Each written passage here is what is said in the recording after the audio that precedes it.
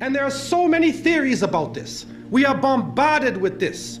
We see people talking about the Freemason order, the Illuminati, the international bankers, the Zionists, alien consciousness.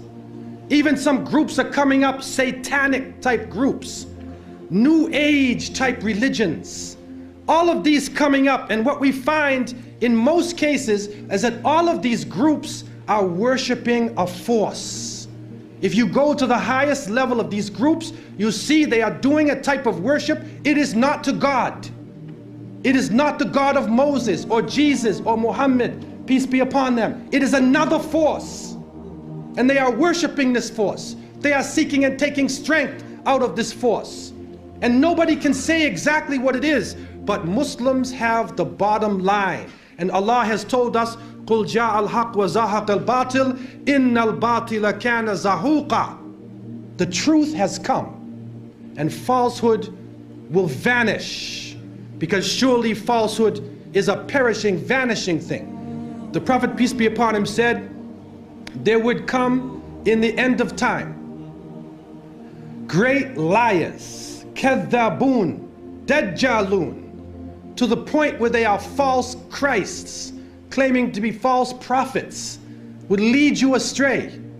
And they will come to you with a type of speech that you nor your parents have ever heard of before.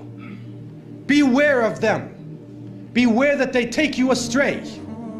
Beware that they put you into a fitna, a trial, and a temptation.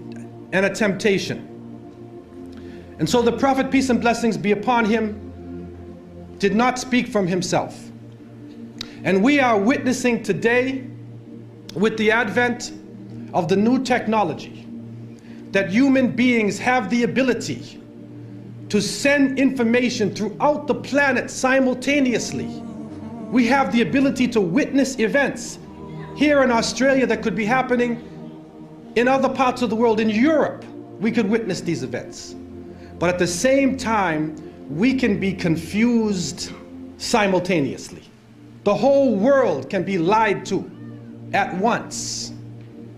And they have the ability to twist around, to develop, to put together images and sounds, and to develop this story, which, although it is not true, appears to be true.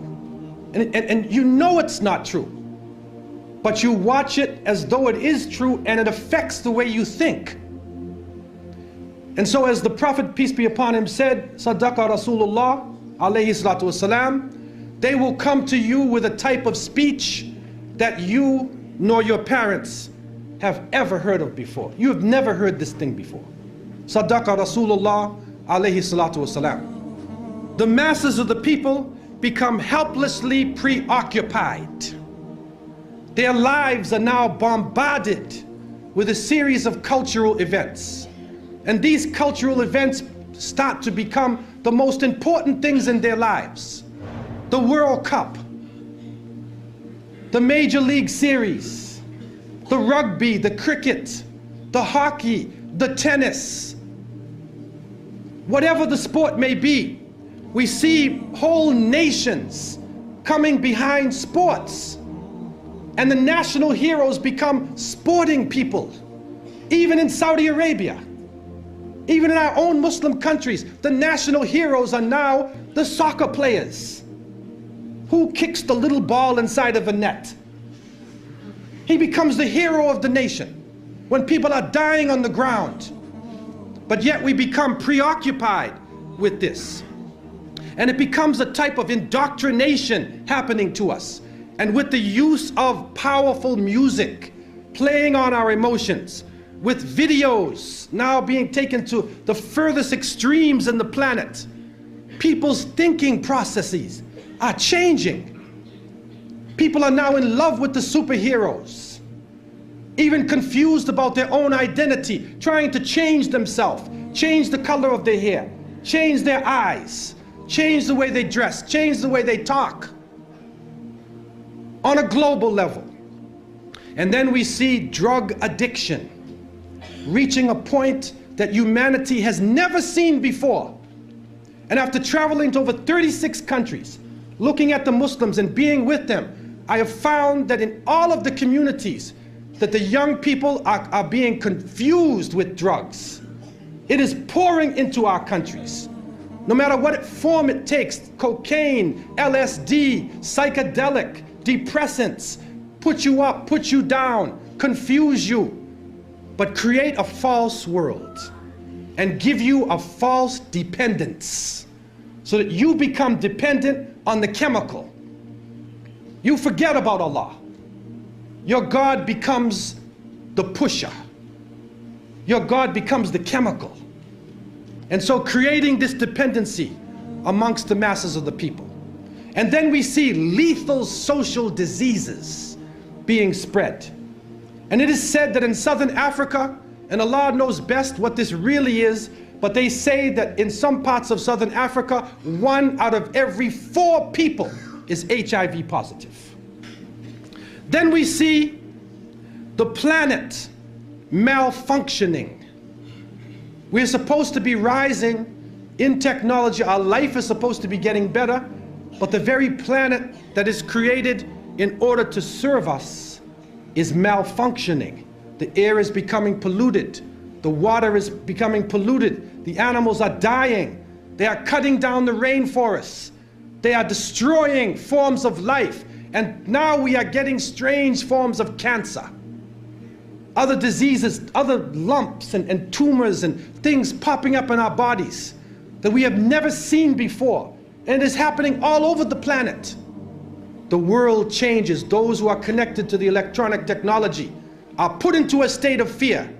And images are being placed in front of their eyes, as the images were before. And these images are connected to the geopolitical situation. Don't be fooled.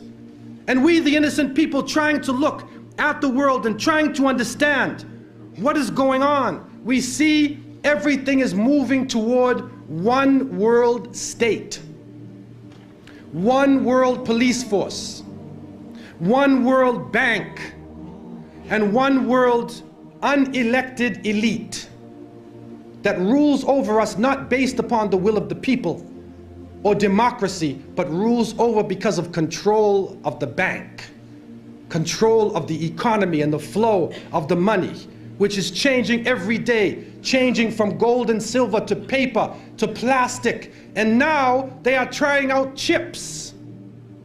They're putting chips in somebody's head.